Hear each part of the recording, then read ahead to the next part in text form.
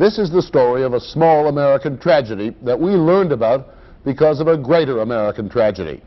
On May 4th, 1970, 4 students were killed and 9 wounded when National Guardsmen opened fire on the campus at Kent State University. By May 5th, this photograph had been flashed from the small Ohio campus to every newspaper in the world. Later, it would win a Pulitzer Prize. To millions of people, it represented something, this moment of grief for an American co-ed, Mary Ann Vecchio, as she wept over the body of an American student, Jeffrey Miller.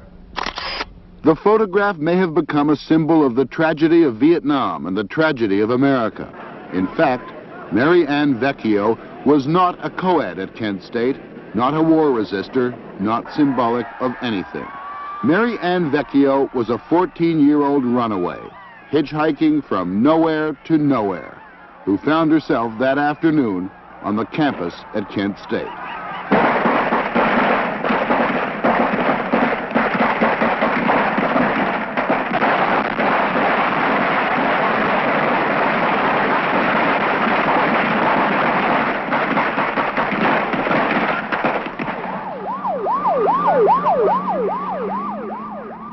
How come it was you kneeling over that boy?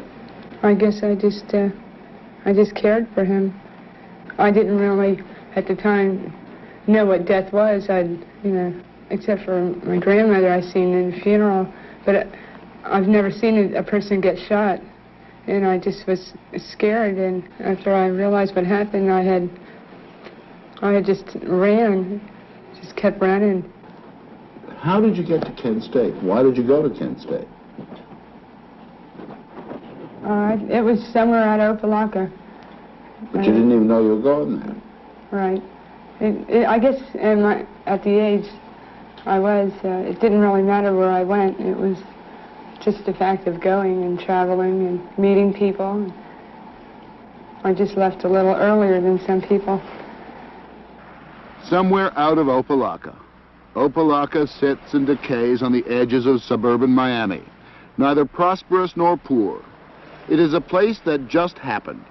50-odd years ago, someone had the bright idea of building an Arabian Nights community, one of those ideas that seemed fun at the time. But now the fantasy flakes away on the flat plain of southern Florida. There are hundreds of Opelikas in America, and in the 60s, there were thousands of Mary Ann Vecchios, a 14-year-old nobody caught up in the drift of the 60s. And on May 4th, 1970, in the split second it takes to snap a picture, from Tokyo through Moscow, through Paris and London and Washington and Opelika, Mary Ann Vecchio became somebody.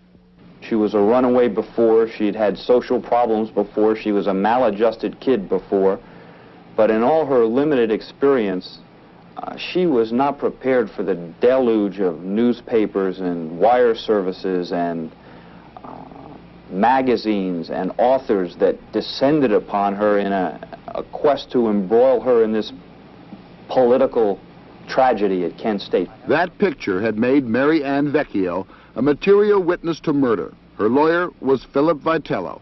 The special commission from the Ohio grand jury questioned her, and they asked her what a communist was. And she said, well, everyone knows that's a bad person. The tragedy of Kent State and of Mary Ann Vecchio was now becoming absurdity. The then governor of Florida wondered what part she played in a conspiracy. I'd like the Justice Department to determine if there is a nationally organized conspiracy of professional agitators, and moreover, if such a conspiracy does exist, how does it relay information, and does it attempt to attract and lure 14 and 15-year-old girls? She suddenly became someone worth interviewing. The network sought her out. It was as if this 14-year-old could answer the questions to Kent State, and she even tried. Everybody's dying because they're killing ourselves. And yet the people over at Vietnam, they get charged with manslaughter and murder and things like that. And yet they're not being, anything to do with it. I can't explain it that much. And if she was worth interviewing, she was worth hating. Show me some of the letters. Here's one saying, you hippie communist so-and-so. see. You hippie communist bitch. Did you enjoy sleeping with all those dope fiends and Negroes while you were in Ohio? The deaths of the Kent State Four lies in the conscience of yourself and other subhuman rabble-rousers like you. Unsigned. Okay. Most of these were unsigned. You got these when you were, what? 14. Seems like, Mary, you dirty tramp, it's too bad it wasn't you that was shot. Your kind make it look bad for all teens. A good teen. What you need is a good beating with the strap, beaten until you bleed. Good red blood.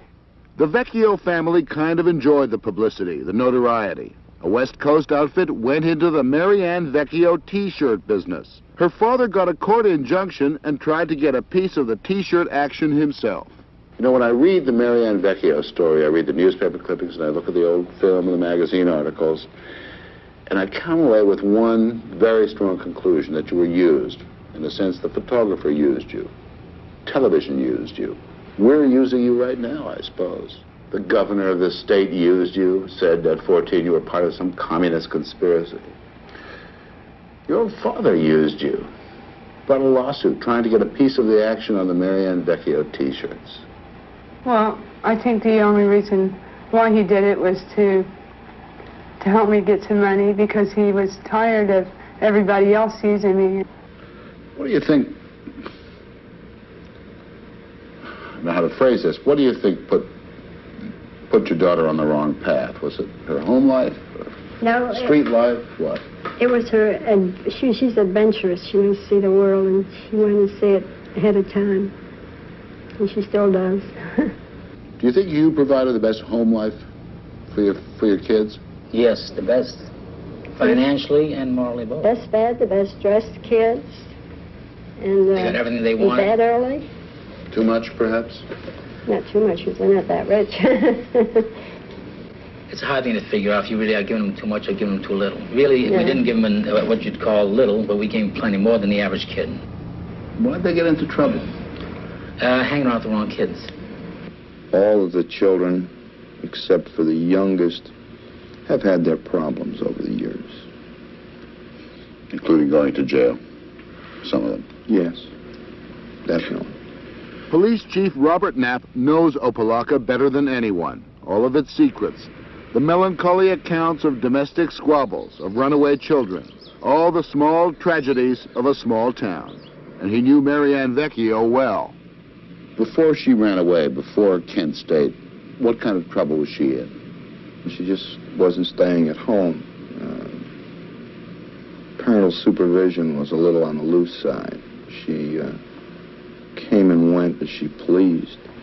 But soon after Kent State, she was in trouble again. At 14, a washed-up celebrity and an uncontrollable child. She ran away from school and ran away from home and was reported to police by her own family. She was finally placed in a juvenile home. A minute ago, you were sitting here on this front doorstep and crying. Why? Just leaves me depressed about this place, and that I had to stay here. Here is Kendall, a juvenile home. She was sentenced to 6 months for running away from home, and eventually she ran away from Kendall. Here they mixed truants and runaways with more serious offenders. Mary Ann's cottage has been closed down. People here, they just, you know, I mean, you weren't an individual, you were just a number. It's not my idea of rehabilitating somebody. It's just a place to stuff you. What about psychiatric help? You did have a psychologist here. Right, and I fiddled with some blocks and some other tests they did, numbers and blots and things like that. But I don't think that's the way to... And what is the way? What's the way? Is there such a thing as the right way to deal with somebody who is so unable to get along in society? Right. It's hard to say. Giving them attention and things that they really need. My room is right over there. I really felt bad about being in here, and I really felt bad about leaving because I was so adjusted to this kind of style that I didn't know what I was going to do. I was scared too. getting back on the right track and society's track. The next thing is she's arrested for prostitution. Right. It's a hard thing for a parent to believe, but he has to believe it. Let's put it that way there. Do you believe it? Well, if she was in the room, you have to believe it. Do you believe it? No, I don't. I believe it's not proven or anything. She didn't even go to court. So, she didn't even go to court for it. Aren't you kidding yourself a bit? No, I'm not. How old were you when you first accepted money for sex? 17. Every city in the country has its nasty little combat zone, where melancholy pleasures are bought and sold. Mary Ann Vecchio became part of the merchandise, from instant stardom at Kent State to hooker on Biscayne Boulevard. So the police arrested you once for prostitution? Right. Here in Miami? Mm-hmm. You paid your fine? Right. And what happened? Did you go back on the street? No. I started working in a health spa. In a health spa? Yeah. And it's another... It's another term. It's a massage parlor, right? Right. Another brothel. Well, they don't use that term. So I started working in a health spa. And then I got vested. And that was a couple of weeks ago. Right. Is he quick to anger, Mrs. Vecchio? Yes, very quick. Pretty rough Mr. Cadden, yes. Pretty rough temper? Yeah. Did you hit her? Yes. Were you here when that happened? When he hit her? Yes. He's very quick-tempered. Is that a pretty bad scene? Yes. I'm sure if I have kids that I'm not going to hit them, and because it doesn't do any good. It kind of hardens you. It doesn't bother you. You know, therefore your feelings about certain things stop, and you stop caring. You think that she has any chance at all in life, or is it just going to be pretty much a repeat of the past? Unless she wants a change, it'll be the same thing for the rest of her life. The chances are that without a Kent State, Mary Ann Vecchio's life would not be much different. But it would be a private failure, not a public one. This story, the story of a nobody who became a somebody, has no great symbolic meaning. Mary Ann is no more a symbol of anything today than she was that day her picture was snapped at Kent State. But maybe she does have a chance, in spite of the fact that she has lived a lifetime between the ages of 14 and 21. She retains a young girl's dreams of glory, to be an actress or a housewife, to be something. She's enrolled in college now, and she says she wants another chance. I never dreamed that it would be like this. It's put the Barbie dolls down and grow up, and that's what happened. I just realized a lot of things.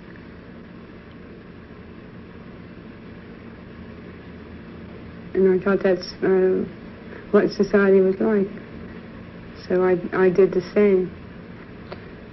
Do you think that you're, in a sense, as much a casualty of Kent State as the 4 who died? A lot of times, yes. And that's another thing people don't realize. People, the hate mail, the people that sent him, they don't know what I went through at a very early age. And I think they're just paranoid that it might happen in their home. That there, but for the grace of God, goes their daughter. Right.